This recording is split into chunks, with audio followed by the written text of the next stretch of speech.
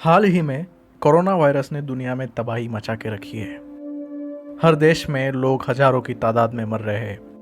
ये सब हमारे लिए बहुत दर्दनाक होगा, पर यह जानना बहुत ज़रूरी है कि ये आज तक की सबसे बड़ी दर्दनाक बीमारी नहीं है। इससे पहले एक बीमारी आ चुकी है जो इससे कई गुना ज़्यादा दर्दनाक थी।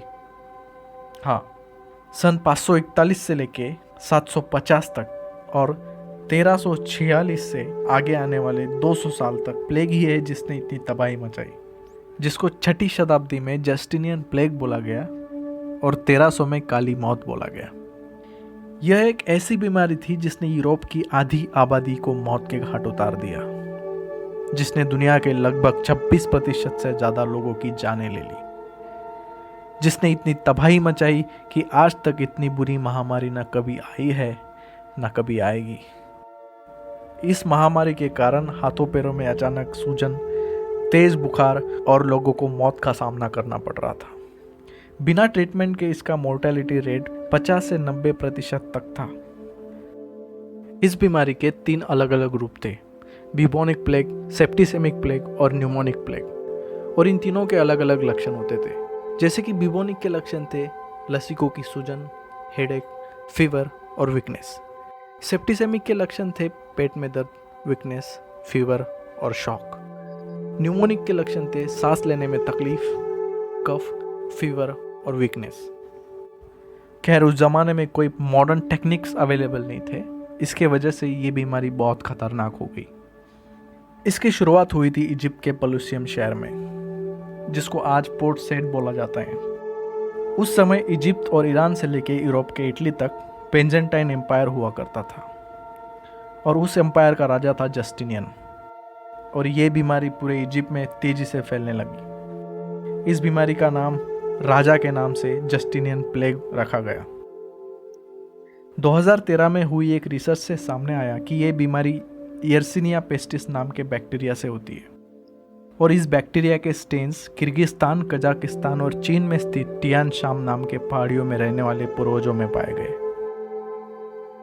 इससे ये अंदाज़ा लगाया गया कि इस बैक्टीरिया का ट्रांसमिशन चाइना से इजिप्ट कुछ नोमैडिक लोग हैं उनके द्वारा हुआ। इस बीमारी के बैक्टीरिया चूहों और मक्खियों से फैलते थे, इसलिए इसका फैलाव काफ़ी तेजी से होने लगा।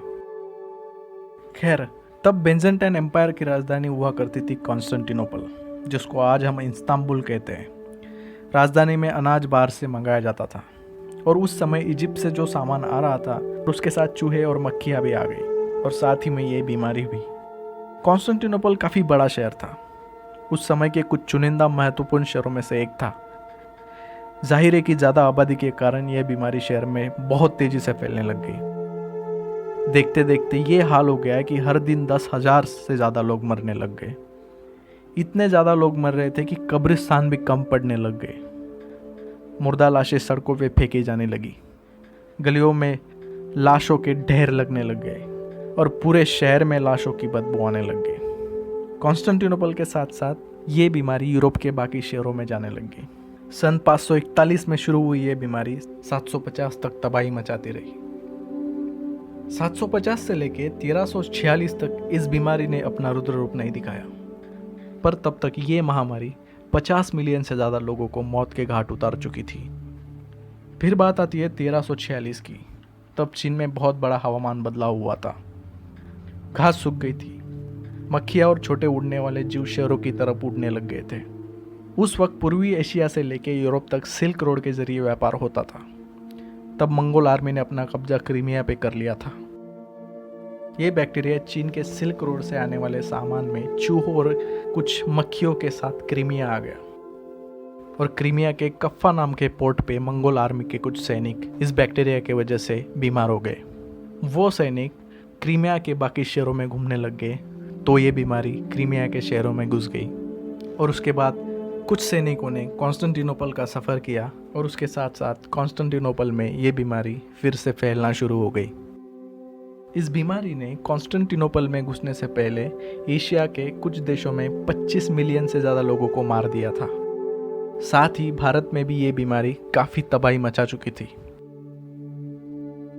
कॉन्स्टेंटिनोपल में फिर से लाशों के ढेर लगने लग गए।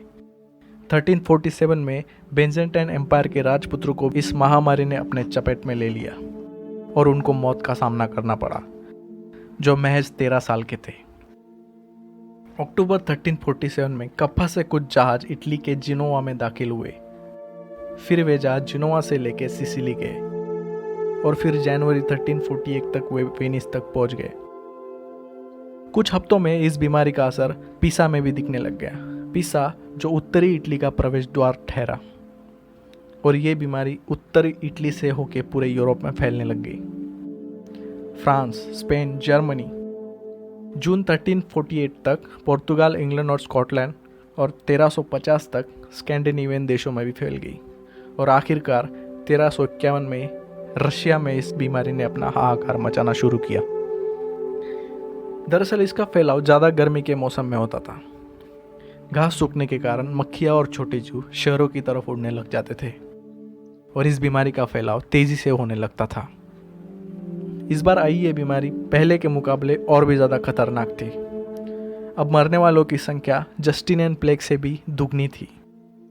पूरे यूरेशिया को मिला के इस बीमारी की वजह से 75 से 200 मिलियन लोगों की जान जा चुकी थी। लगभग 50% यूरोप की पॉपुलेशन खत्म हो गई थी। ब्रेमेन, हैम्बर्ग, लंदन, इन शहरों में 60% लोग इस बीमारी की वजह से मर चुके थे। यूरोप के साथ साथ मिडिल ईस्ट और चाइना में भी लगभग 50% लोग मर चुके थे। इसलिए इस बीमारी को काली मौत यानी ब्लैक डेथ कहा जाने लग गया। अगर आप चाहते हैं कि मैं और ऐसी वीडियोस बनाऊं तो प्लीज़ सब्सक्राइब कीजिएगा चैनल को, और अगर आपको ये वीडियो पसंद है तो प्लीज़ लाइक कीजिएगा और कमेंट कीजिएगा। Thank you.